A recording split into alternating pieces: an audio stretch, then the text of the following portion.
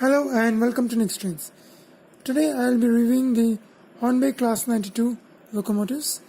Now they have released some of the Class 92 locomotives in the year 2019 and that's why I thought of taking up the review. Mine is a little earlier version, but that shouldn't matter as the tooling is same. And there are some issues and some good things about the model. So let's have a look at it. So now first let's discuss some of the pros. So when in operation, this locomotive has white headlights. The front two headlights illuminate, but sadly it does not have any tail lights when the loco direction is reversed, which I believe should be standard in all the locomotives today, whether you are DCC or in analog. The lights should automatically swap according to the direction of the locomotive, but sadly in this case it does not happen, whereas it's fairly new locomotive and I expected the model to have this feature even on analog function. So that's the first advantage and the disadvantage discussed. And another good thing about this locomotive is that it has all-wheel pickups. Now, so that's a good point. But now after this, unfortunately, there are loads of cons on this particular Hornby model. First one being that the overall build quality is very bad. Straight out of the box, you will notice that the parts such as the electric third rail might start coming off. The pantograph blades might start coming off and you will have to glue them back in place. This is not what is expected of a high quality locomotive at all, as this is not one of those railroad or low end ranges. So not at all expected from Hornby or any other manufacturers. You don't expect parts to fall off just like that. So that's one really it's really bad on their quality control part. Another part is the weight. So given the size of the locomotive, the weight is really awful. It does not have good pulling power. The motor is 5-pole motor, so it is smooth, but the pulling power of the locomotive is pathetic compared to the old Lima Class 92s. So old Lima Class 92s, they may not have a very good slow learning, but they were robust and they had good pulling power. That's as with the motor compared to the old Lima Class 92s and the current Hornby tooling of the 2019. So they do not have good pulling power, nor do they, and the parts are coming off from the model just like that. So the overall good build quality is not there.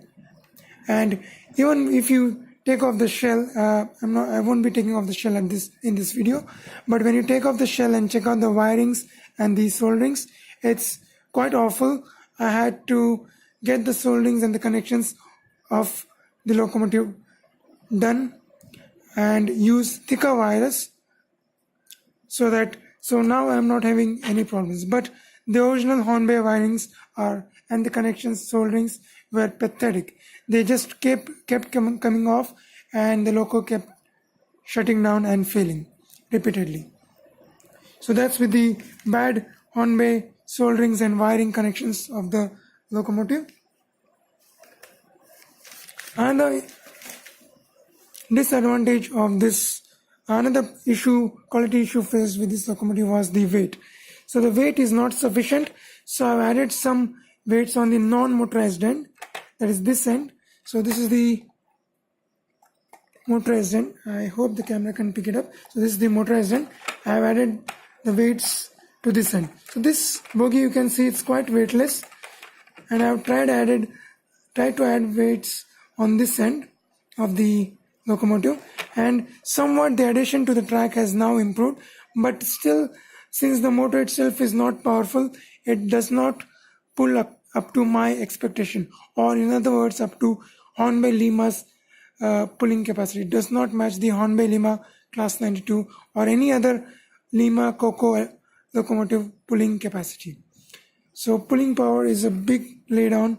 When you see a large locomotive like this, you do expect it to pull well. So Hornby has laid down in many of these factors. Another factor is the pantograph.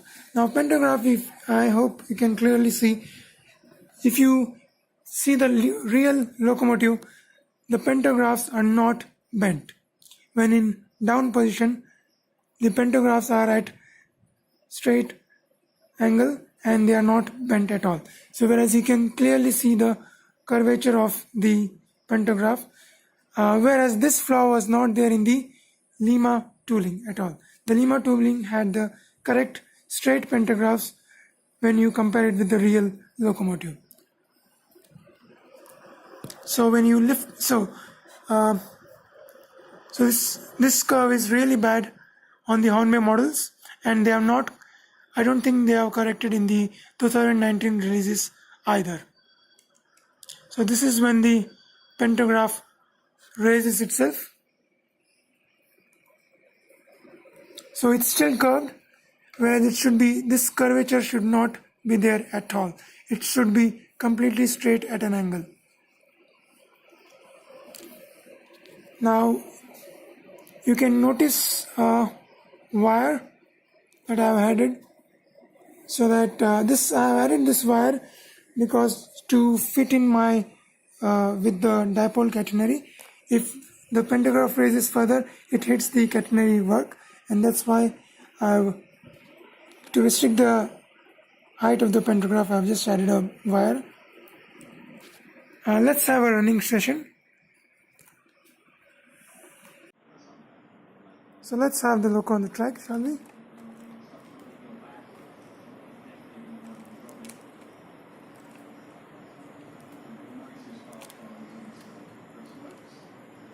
Okay, nice and steady. Okay, now this is what I was talking about, the catenary mass. These are dipole catenary mass. Now this is the height of the pantograph blade. There's a clearance of about 2 mm. I don't want to take things too tightly, and of course in fully raised pantograph it's going to hit and rip off the catenary as well as the pantograph of the loco.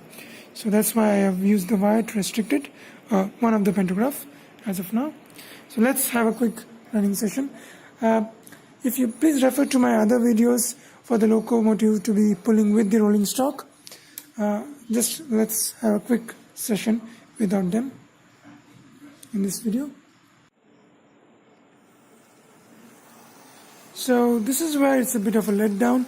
When you see the locomotive going away from you, the red lights do not illuminate. Whereas in Beckman models, they have an internal switch that works on DC control system as well, and some of the like dipole 68s even have the fog lamps that function on analog control as well. Whereas the Hornby is, even no new Hornby locomotives have this feature at all. So overall detailing of the locomotive is not bad. It's really good and crisp, but the build quality, like these things are really, you don't want to touch it.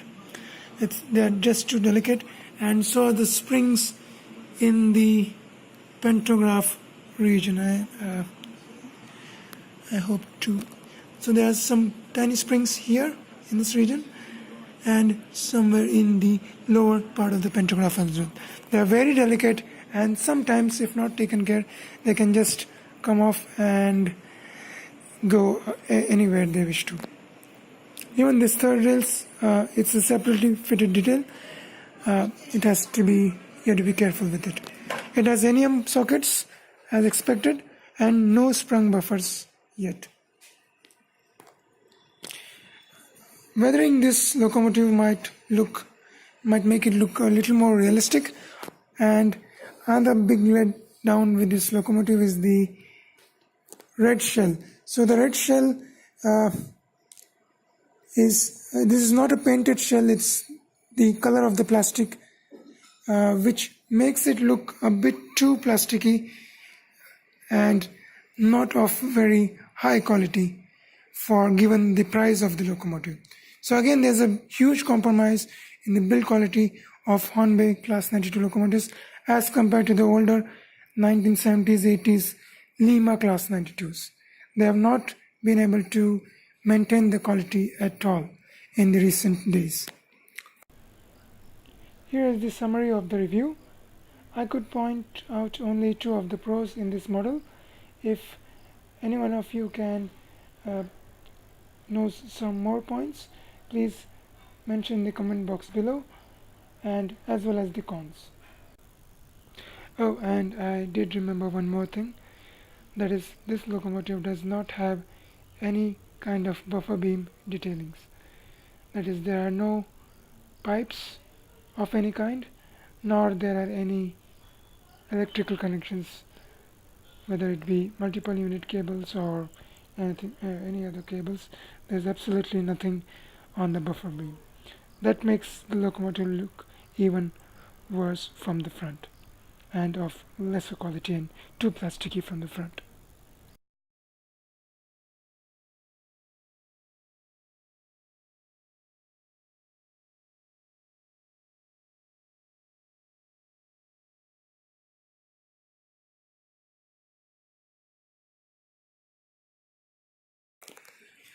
Well, that's in my opinion as where the Hornby is heading these days. Thank you very much. Thank you for watching this video. Please don't forget to like, comment, subscribe and share.